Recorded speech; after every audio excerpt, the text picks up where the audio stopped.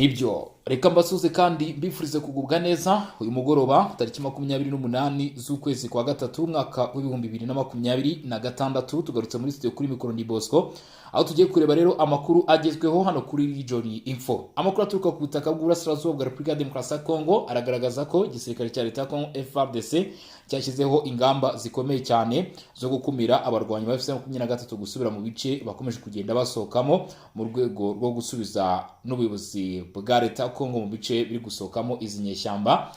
Ni mu gihe kandi urugaga rw'itangazamakuru cyangwa se rw'abanyamakuru batagira umupaka barimo gutangaza yuko bagenzi babo muri Repubulika ya Demokarasi ya Kongo bakomeje guhohoterwa n'abarwanyi ba FC23 ndetse ngo kuri ubu ngubu bamwe bakaba bafungiwe n'ahantu hatazwi.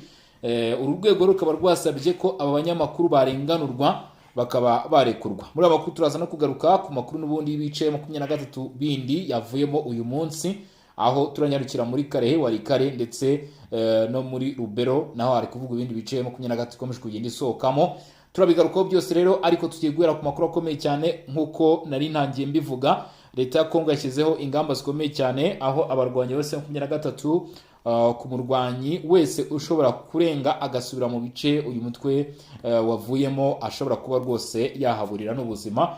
Mbere na mbere nyuma y'uko Wazalendo bamaze kwagera, leta ya Kongo nayo yashyizeho ingamba zikomeye cyane aho bivuga ko hagomba kwerekezayo abasirikare barimo Special Force bagomba gufatanya na Wazalendo kurinda utu duce 23 yigaruriye. Ibi ngo bikaba bigiye kuba nkuko byagendekeye aba barwanyi muri Kivu y'Amajyepfo mu gace ka Uvira, ubwo abarwanyi ba 23 basorwaga muri uyu mujyi hanyuma bakaza kugerageza inshuro nyinshi gushaka kusubiramo ariko bikanga bikaba iby'ubusa.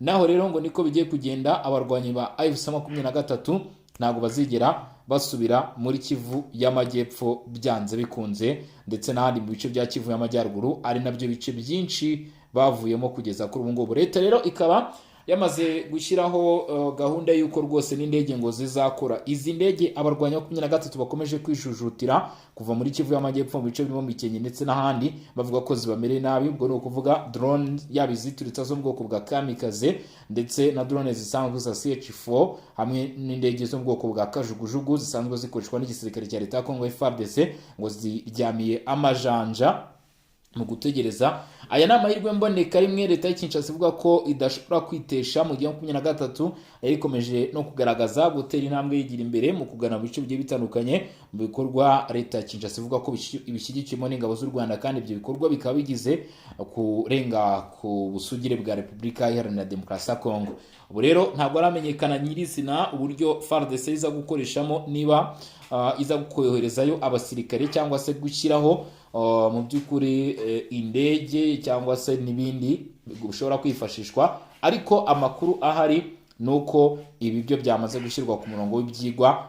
Ibice M23 irimo gusohokamo kubisubiramo bizayigora ku buryo bugaragarira buri mwe uwo ari we wese. Ni ibice byinshi cyane M23 ikomeje kugenda ivamo. Ibi bigakorwa mu rwego rwo kubahiriza amasezerano y'I Washington nkuko amakuru agenda abiduhamiriza. Byakomeje kugenda bigaragara, ariko abarwanya 23 bakaba barimo bagenda babikora bavuga ko mu by'ukuri basaba Kinshasa nayo gutangira kubahiriza ibyo isabwa. Reka dukubitire no ku yandi makuru nkuko nakomeje kugenda bikubwira mbere yuko tunyarukira no ku zindi ngingo. Ni Burasirazuba bwa Repubulika ya Demokarasi ya Kongo biravuga ko muri raporo yasohotse bivugwa ko ngo ikintu bita umunyamakuru muri Repubulika ya Demokarasi ya Kongo bice bigenzurwa na FC23 amerewe nabi ku buryo bukomeye cyane. Uburenganzira bwe buri guhonyorwa kuko gutangaza ibyo ushobora gutangaza wabonye ntabwo ibyo biri gukora, ahubwo uratangaza ibyo abarwanya bose M23 bashaka nkuko iyi raporo y'abanyamakuru batagira umupaka ibivuga. Ni raporo ya Reporters Sans Frontières nkuko mvuga ngo Medecins Sans Frontières cyangwa se abaganga batagira umupaka, n'abangaba nabo bita Reporters Sans Frontières. Baragaragaza ibyago bikomeye cyane ku banyamakuru bakora mu Burasirazuba bwa Repubulika ya Demokarasi ya Kongo barimo bahura nabyo mu gihe bakurikirana amakuru. Ngo harimo gushimutwa, gufungwa binyuranyije n'amategeko, guterwa ubwoba ndetse no gushinjwa ubutasi na bimwe.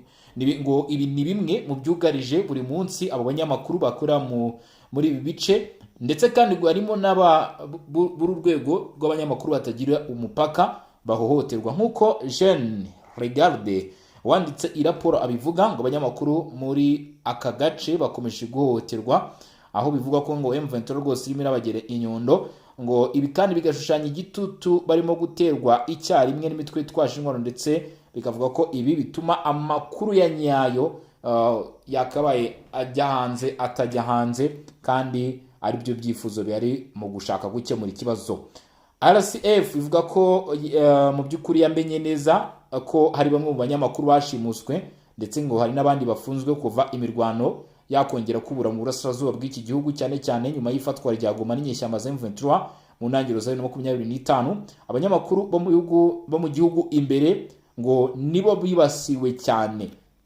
No kuvuga ngo abavuka muri Repubulika ya Demokarasi ya Kongo bakoraga mu bice M23 yafashe, ngo nibo bafashwe cyane ugereranyije nabo mu bindi bice, nk'uko aya makuru arushaho kugenda abigaragaza. Abanyamakuru bagiye bibasirwa nabo bene gihugu ba Repubulika ya Demokarasi ya Kongo kurusha abaturutse mu bihugu byo hanze bakaza gutara inkuru.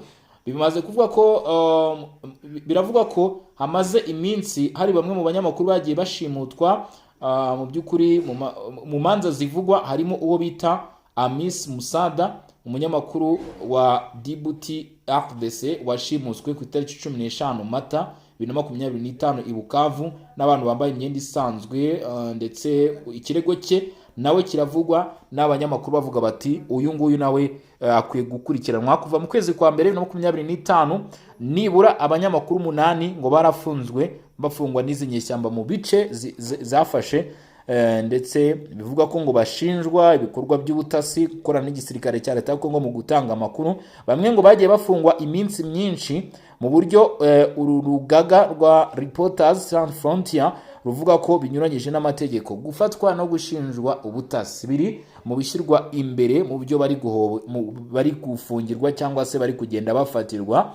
RCF inagaragaza n'urubanza rwa Tuvel Wundi wahoze ayobora RTNC ku rwego rw'intara, kandi akaba n'umunyamakuru uhagarariye icyo bita Journaliste et Danger Igoma, watawe muri yombi n'abakozi ba M23 mu mpera za Gashyantare 2025, aho yamaze iminsi 11 afungiye ahahoze ari ibiro bya ANR cyangwa se ikigo cy'iperereza, byahinduwe ahafungirwa abantu n'izo nyeshyamba. Nuvuga ngo ahakorerwaga iperereza Repubulika ya Demokarasi ya Kongo ubu hafungiwe abanyamakuru barimo uyu nguyu bita Tuve Wundi wari uhagarariye televiziyo na radio by'igihugu muri intara ya Kivu y'Amajyaruguru. Undi munyamakuru no bita Jeremy Bahati wa Kahasha, uyu yari umunyamakuru wa radio na televiziyo ya Gikristo bita Porte Etriote, we ngo yashimuswe muri Gicurasi 2025 Igoma, afungwa iminsi 18, aho bivuga ko yabajijwe mu buryo bukakaye, ngo bivuga ko ibyamukorewe ngo ari icarubozo, ndetse ngo yakekwagaho kuba afite ibyakora nyine bitari byo. Hari kandi uwo bita Ricardo Olenga wakoranaga na Radio Kalo FM, wafunzwe hafi amezi 2 mu 2025 nyuma yo gutangaza amashusho yanengaga uko ibintu byifashe mu gace kari kayobowe n'inyeshyamba. Hari no bita Juste Panzu Bisenga Imana, uyu nawe agashyirwa muri dosiye, akaba ari umunyamakuru wa RTNC n'icyo bita Paniel des Info.net.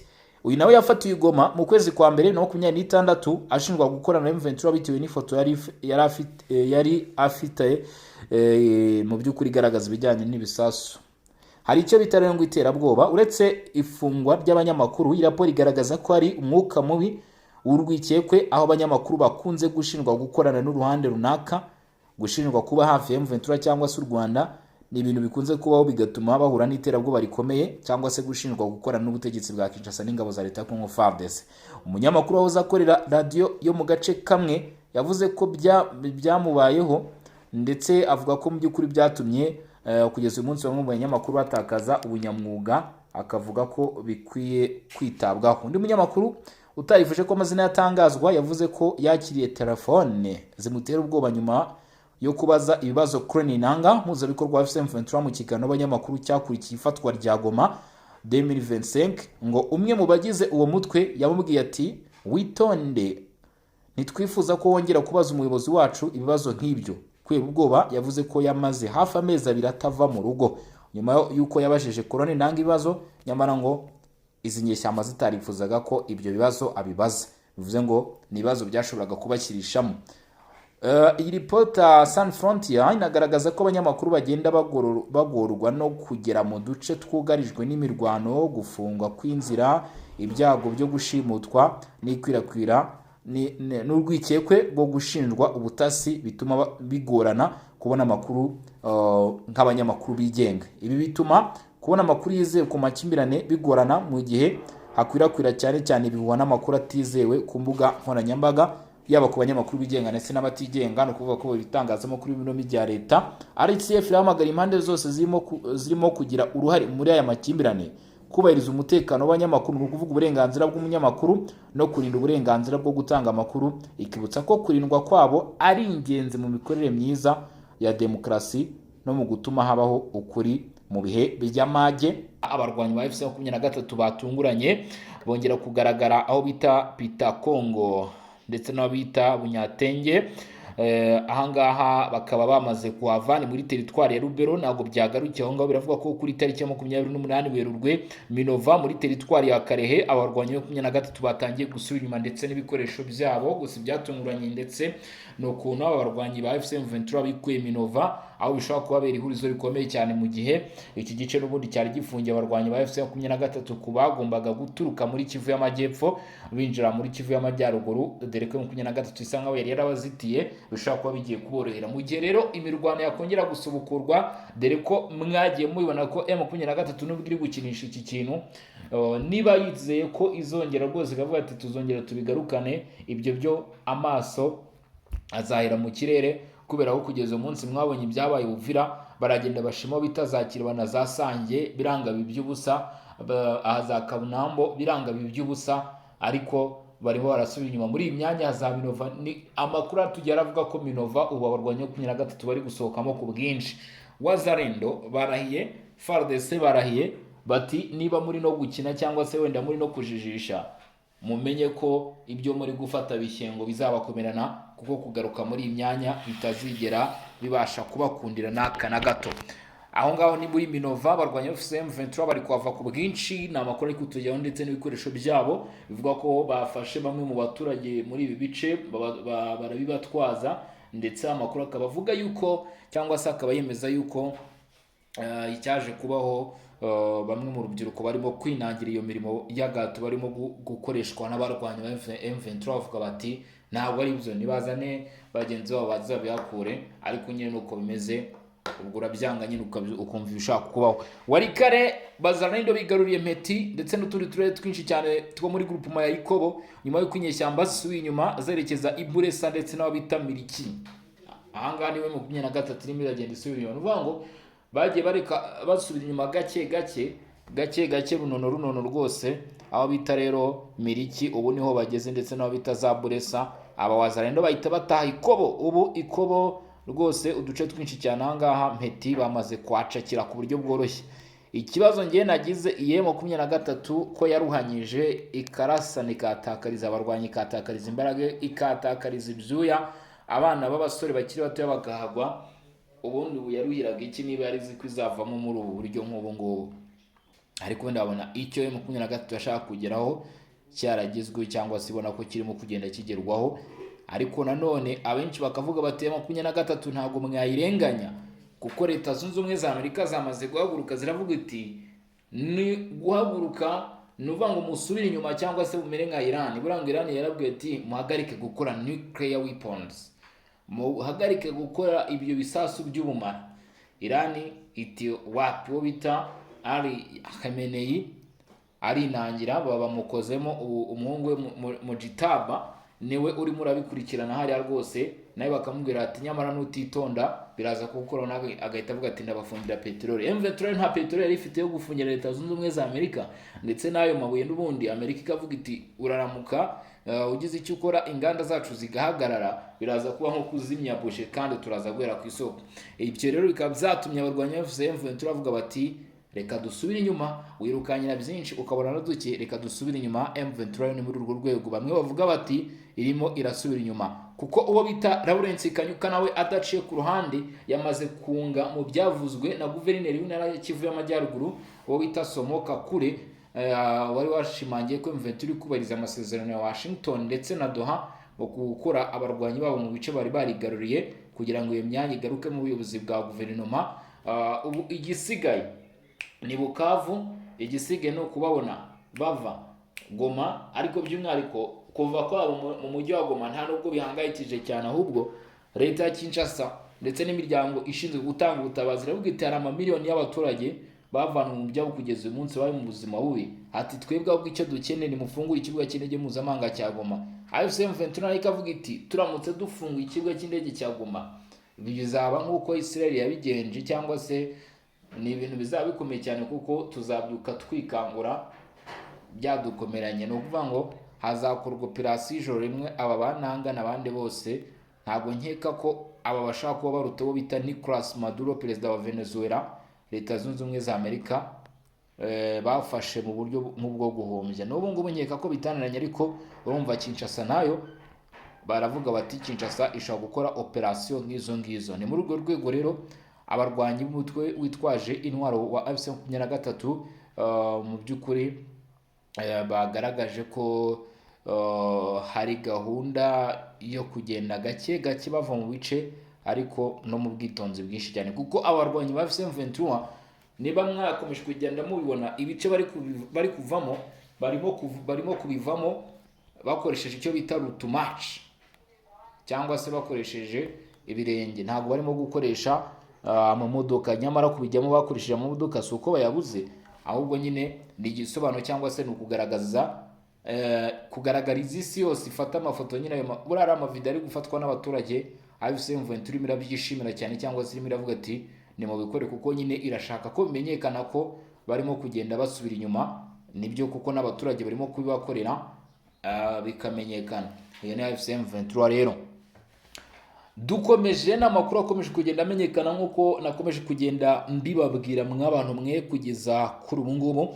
Ntabwo byoroshye muri Kivu y'Amajyaruguru rwose, uramutse uvuze ko byoroshye nkeka ko waba urimo uratandukira cyane, kubera ko urugamba rurimo rurabera ahangaha ntabwo nyine ni injyana muntu. Amajyaruguru ya Kivu ni ku nshuro ya gatatu inkangu yisha abantu muri uku kwezi mu kwezi kumwe konyine gusa.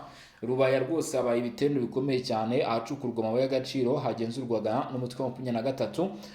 Mu gitondo cyo kuwa gatanu ni ku munsi w'ejo tariki 27 Werurwe habaye indi mpanuka y'inkangu ku kirombe cya Gasasa giherereye muri Rubaya muri teritwari ya Masisi muri Kivu y'Amajyaruguru. Ni kamwe mu duce korerwamo ibikorwa by'ubucukuzi bw'amabuye y'agaciro ndetse kagenzurwa n'izi nyeshyamba. Nk'uko amakuru aturukaho byabereye bivuga, iyi mpanuka yabaye mu gihe abacukuzi bacukura amabuye y'agaciro babikora mu buryo gakondo, kandi batangiraga kumanuka mu byobo bigana mu kuzimu hasi cyane gucukura korota. Ibyo bibiri byahise bisenyuka bitunguranye, bituma abakozi benshi bashyingurwa n'itaka. Benshi rwose byahise bibaragitiraho bakimara kujya muri ibyo byobo, baki ibintu byo gucukura gake, ubutaka bwahise butenguka, kubera ko ni ibintu biba bitapimwe, ni ibintu bakora aho ngaho nyine biranga byo kwitekereza by'abaturage, kandi imboni bikure hejuru ntabwo ushaka kwanga kujyamo. Niyo abaturage bavuga bati hariya byakomeye, imboni biraho ngaho. Abacukuzi rero bakimara kwinjiramo indani bagicukura, ubutaka urumva bwabayeho gutigita buta balance, buhita bwisekuramo aho ngaho. Rero abacukuzi benshi cyane ngo bakabaguye muri ibyo birombe. Ibyo byobo nyine byari birimo gucukurwamo korota. Imibare y'agateganyo iragaragaza ko abantu 9 bahise bapfa na 12 barakomereka ku buryo bushaka no kubageza ku rupfu. Abatangabuhamya baravuga ko umubare w'abapfuye ushaka kuba ari munini kurushaho, bitewe n'uko mu by'ukuri abangaba ni abavuzwe na bagenzi babo bavuga ko bari kumwe nabo. Nyamara ibi bice murabizi ko ari ibirombe bya Rubaya n'ibirombe binini cyane, usanga ari abaturutse hirya ari abaturutse hino. Iki kirombe rero cya Gasasa kimwe ni igice kinini cya Rubaya kigenzurwa n'ubutegetsi bwa leta ya Kongo, ahubwo kiri mu maboko y'inyeshyamba za M23. Ibi bikorwa nk'ibi ngibi rero bikaba mu by'ukuri bibaye ku nshuro yabyo ya gatatu muri uku kwezi kwa gatatu. Urumva ni ibintu bikomeye cyane. Abaturage benshi bakomeje kubura ubuzima, ndetse ibikorwa nk'ibi ngibi byagiye bituma kenshi amabuye plutôt ingo zisenyuka. Kurumva niba hacukuye gutya amazi amanuka ku musozi nta nzira aba yarahawe, ikindi bumwe mu butaka nyine waburigetse bitewe n'ukuntu hagiye hacukurwa, ugasanga birimo biragenda bigira ingaruka zikomeye cyane rero kuri abaturage, bakavuga bati hakwiye kugira igikorwa na ubundi yaba abacukura ndetse n'abatuye hafi y'ibi birombe ubuzima bwabo bwo buraza kugenda buhatikirira cyane. Abana batuye muri ibi bice mu makuru yandi akomeje kugenda amenyekana kugeza kuri ubu ngubu, nk'uko bikomeje kugenda bigaragara, kuri wa gatandatu tariki 28 Werurwe 2025 haravugwa igikorwa cyo kwimura abarwanyi ba M23, nubwo uruhande rwa leta ruvuga ko ari ingabo z'u Rwanda, ngo bakaba bavuye mu midugudu irimo aho bita Pitango ndetse n'aho bita Bunyantenge iri mu burengerazuba bwa Kirumba muri teritwari ya Rubero mu Kivu y'Amajyaruguru, ndetse no mu gace ka Minova muri teritwari ya Karehe muri Kivu y'Amajyepfo. Raporo zigaragaza ibiri kuba ku butaka bwa Kongo, bakavuga ko twari duce twongeye kumvikanamo abarwanyi ba M23 badusohokamo. Muri teritwari ya Warikare abarwanyi ba Wazalendo bamaze gufata agace ka Meti, aho mu by'ukuri bahageze baturutse bita Ikanune kuva kwa gatanu ushize, nibwo bahageze baturutse bita Kanune bahita bacakiriye Meti M23 ikimara kuyisohokamo. Baranagaragara mu duce twa Kateku, Bukumbirwa, Rusumambu two muri groupement ya Ikobo. Muri utu duce inyeshyamba nazo zagiye zituvamo, hari zerekeje Iburesa, mu izindi bivuga ko zerekeje aho bita Miriki, nk'uko bitangazwa n'umwe mu bari mu mutwe w'inyeshyamba wa Wazalendo baje gushyira hanze izi operation za M23 mu kugenda basubira inyuma mu bice bimwe na bimwe bari baragiye bigarura. M23 iri gutsindwa cyangwa se M23 iri kubahiriza ibyo isabwa bishobora kuba byayihesha amanota. Ni ikibazo cyo kwibaza kuri buri umwe wari wese udukurikirana mw'abantu mwe, mu gihe AFC M23 yo mu byo yabashe gutangaza cyangwa se yavuze, Lawrence Kanyuka niwe wabivuze, yavuze ati twebwe turi kubahiriza amasezerano ya Doha, bivuze ngo AFC 23 mu minsi iri imbere mwitegure ko igiye kuzivuga iti cyangwa se itangaza iti mu by'ukuri twebwe twubahirije amasezerano, atari ko leta ya Kinshasa ntabwo iri kubikora, dore ko bari no kuvuga bati ibitero bya drone biracyakomeje, ariko nkeka ko ni muri Kivu y'Amajyepfo niho byaje gukomeza kugenda byumvikana. Reka kubitere ku byo uwo bita Bertrand Bisimwa amaze gutangaza. Uyu nguyu nawe ni vice perezida wa AFC 23 ariko akaba na perezida w'umutwe wa 23 wonyine ku ruhande rwawo. Biravuga ko ngo mu by'ukuri ngo ibiri gukorwa n'ubutegetsi bwa Kinshasa ngo ari bibi, ngo kandi bwasabye abasirikare babwo barekuye gufatwa. Nuvuga ngo inyeshyamba ziravuga ziti twe twarekuye abo ku ruhande rw'ingabo za Kinshasa, ariko bo ntabwo bari kurekura abarwanyi bacu. akaba uwo bita mu by'ukuri akaba uwo bita Bertrand Bisimwa avuga ati leta ya Kinshasa nayo yakagize ikikora, kuko natwe turimo turagenda rwose dukora ibyo twasabwe, atariko Kinshasa ntago yo irimo kugerageza kubikora nk'uko yabisabwe.